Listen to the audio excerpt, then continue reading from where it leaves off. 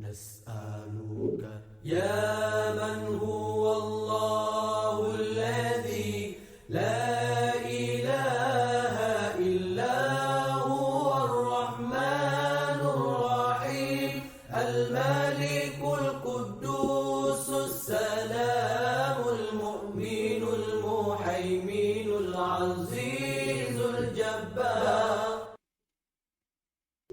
Bismillahir Rahmanir Rahim. This is our second video in the series, Coping with Anxiety and Depression with Compliments from Islam.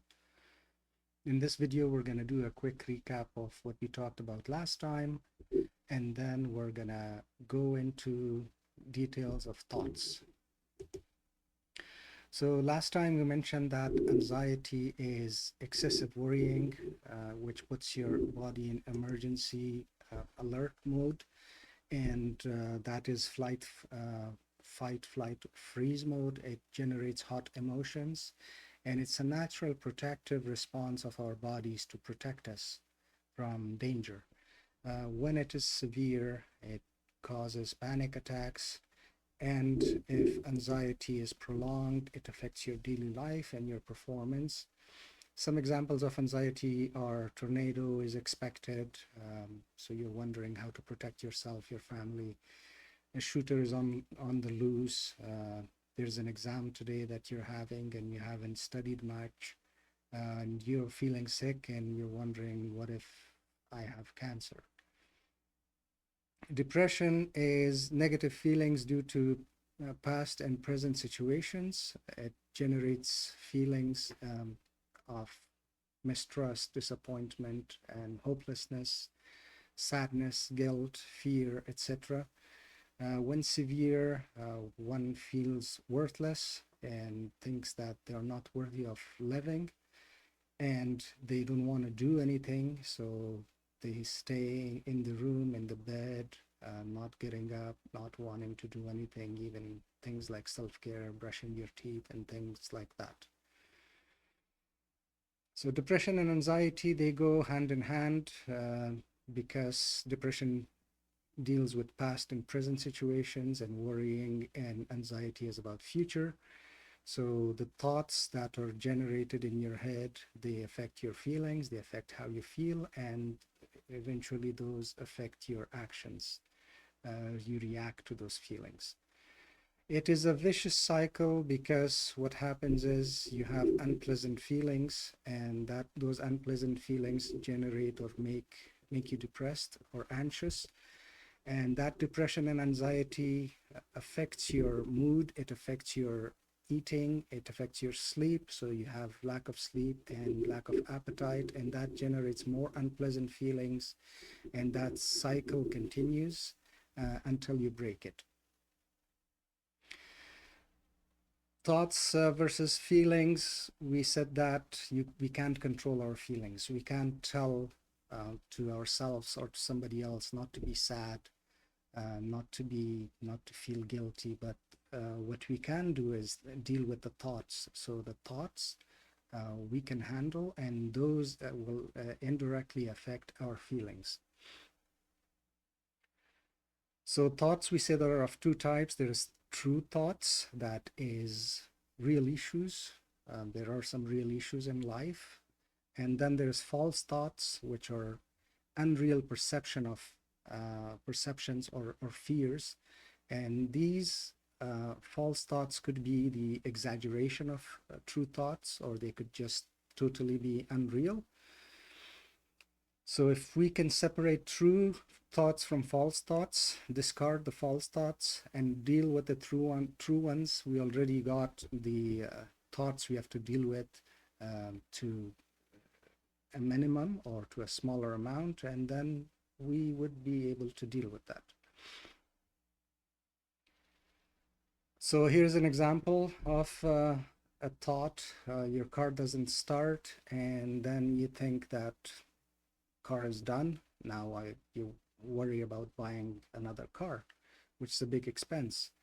So you think that your car is wrecked, it's done. Well, that's not really true. You could take it to the shop and get it fixed for a smaller amount. Maybe it's the battery, maybe it's the alternator or some cables and so on.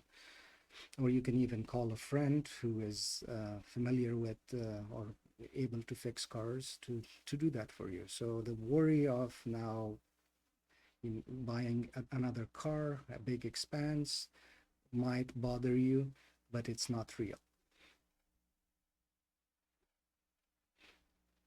Also, another example, let's say layoffs are coming. You're working for a company that are doing layoffs. They're laying off lots of people. And then you're thinking, if I lose my job, then I won't be able to find another job at all because that's it, I'm done. Well, instead of that, you could say, I'll keep looking. You never know. You might find a job that's better than your current job. And that has happened. So the fact that we think that we will not be able to find another job at all, that is a very negative, unrealistic false thought. So the question comes, can we control our thoughts? And the answer is yes, we can. We just have to analyze, understand, and deal with them accordingly. And we said that there are true thoughts and there are false thoughts. And we also said that insan is created in struggle. Allah said that in the Quran. لَقَدْ خَلَقْنَا الْإِنسَانَ فِي كَبَدٍ. We created insan in struggle, in hardship. So that means there's going to be hardship, there's going to be reality, there's going to be problems in life. But Allah also said that لا يكلف الله نفسا إلا وسعها. Allah will not burden a soul beyond its capacity. So whatever thoughts, whatever problems come to us, the true ones, we are able to deal with them. We just have to learn some strategies and practice them and perfect them so that it becomes like second nature to us.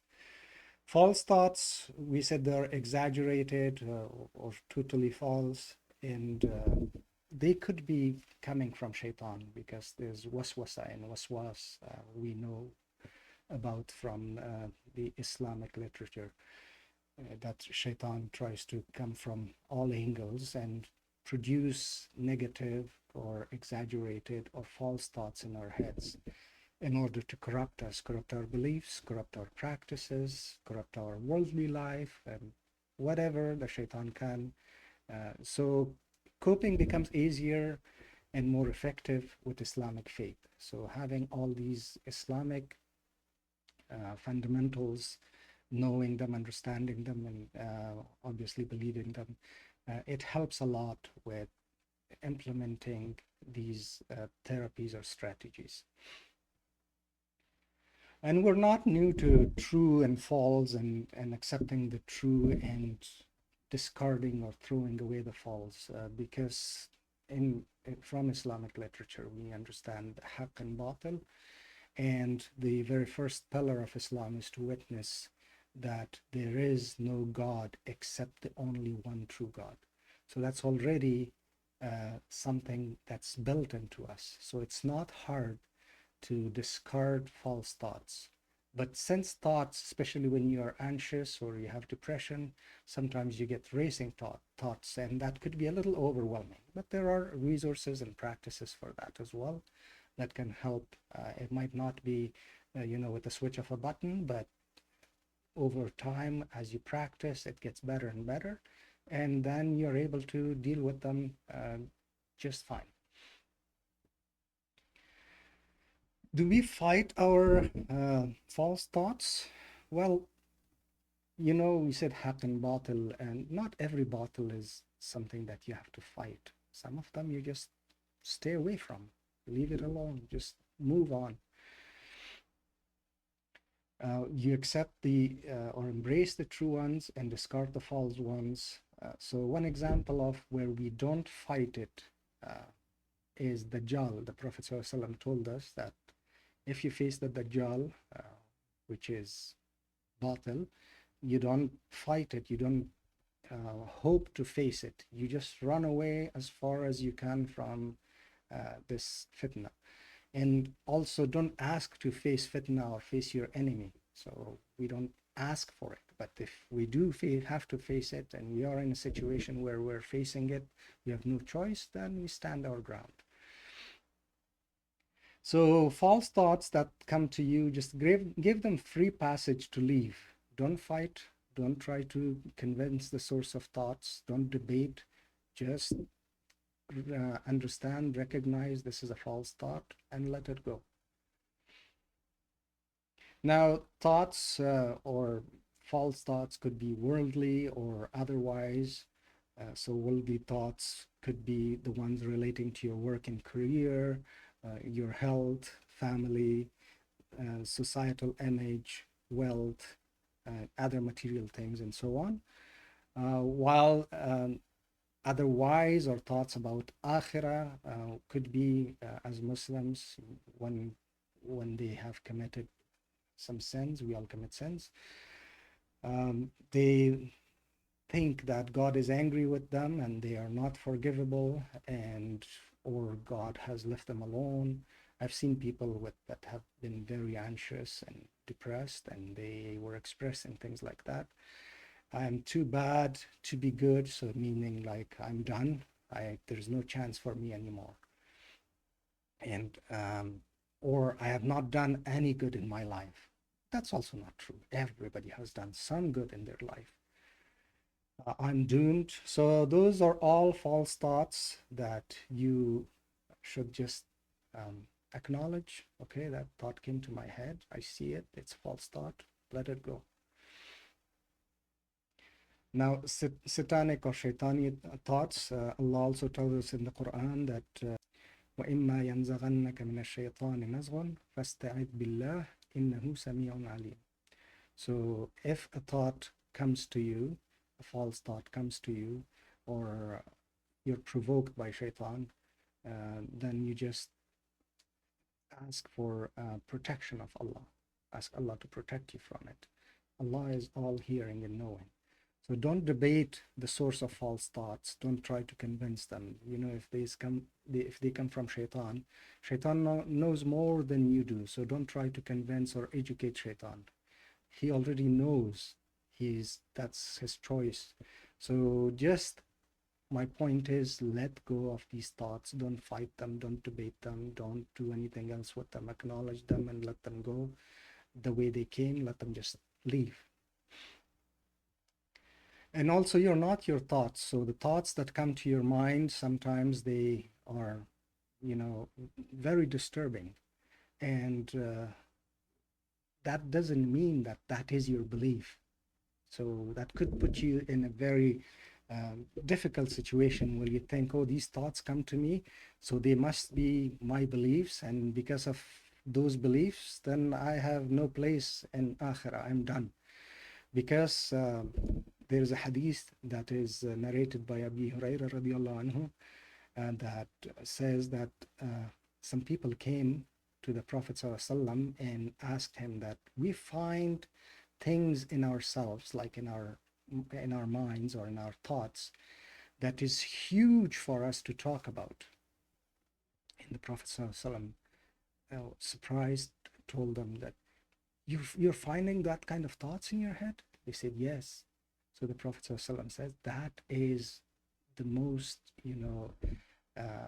manifest iman. That is basically that means that implies on your having iman. So you don't have to worry about those thoughts. Allah will not hold you based on those thoughts. Those are not your beliefs. Your beliefs are what you are expressing, what you intentionally are saying or doing. That's your beliefs. These thoughts that come to your head, they're not your beliefs. And also, don't think that that if somebody is not following the truth or the haqq, that shaitan will be their friend, because on the day of judgment, shaitan will tell those people that I didn't force you to do anything. I just asked you and you accepted. So don't blame me. Go blame yourself. So we need to, in order to be able to deal with thoughts, we need to have good understanding and practice. It doesn't happen overnight, but there are a lot of resources, and the therapy that deals with thoughts is called cognitive behavior therapy, also known as CBT. There's a lot of research, a lot of resources available on practicing that until it becomes like a second nature to you and you're able to deal with that. Now, when this is complemented with Islamic values, practices, and beliefs, it becomes very effective. So that's all in this video. There will be more contents coming. Thank you for listening. I hope it will be useful. اللهم صل أفضل الصلاة على أسعد المخلوقات كسيدنا محمد وعلى آله وصحبه وسلم عدد معلوماتك ومداد كلماتك كلها